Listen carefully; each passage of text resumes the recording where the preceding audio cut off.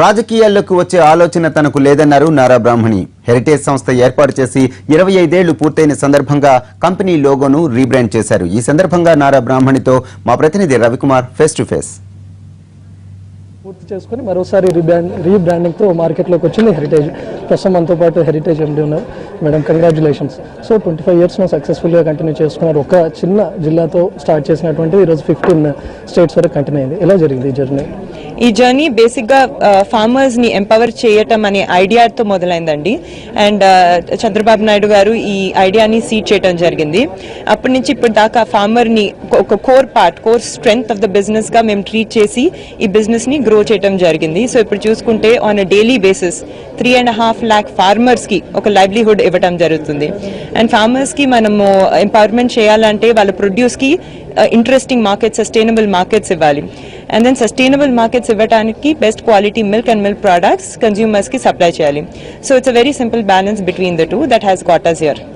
ఇందాక మీరు చెప్పినట్టుగా ప్రజెంట్ 2000+ రెవెన్యూతో కంటిన్యూ అవుతున్నారు. మరి ఎందుకు అంత 6000 గ్రోత్ రేట్ పెట్టుకున్నారు? ఎక్స్ట్రా ఏమైనా add చేయబోతున్నారా 3 yearsలో? We will continue to focus on our core business, which is milk and milk products. Andi. In addition to that, we want to be a pan-India player, and we are investing a lot of time into rebranding ourselves. Value-added products anedi maaku ippudu chaala important. Already memu Perukulo, we are the largest private brand in the country. So we want to leverage upon this advantage and move more and more into value-added products also, where margins are also better. So ఒక 25 ఇయర్స్తో కంటిన్యూగా కొనసాగుతున్నారు కాబట్టి ఇప్పుడు 15 స్టేట్స్తో సక్సెస్ఫుల్గా ఉంది.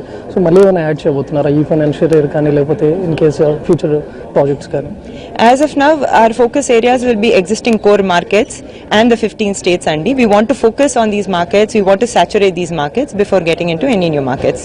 ఇందాక అడిగినట్టుగానే లోకేష్ గారు already minister అయిపోయారు. సో నెక్స్ట్ ఎలక్షన్స్లో బ్రాహ్మణిని మనం పొలిటీషియన్గా చూడబోతున్నాం అని కూడా అంటున్నారు. చూడొచ్చా, ఎక్స్పెక్ట్ చేయొచ్చా? You will continue to see me as the executive director of Heritage Foods. Thank you.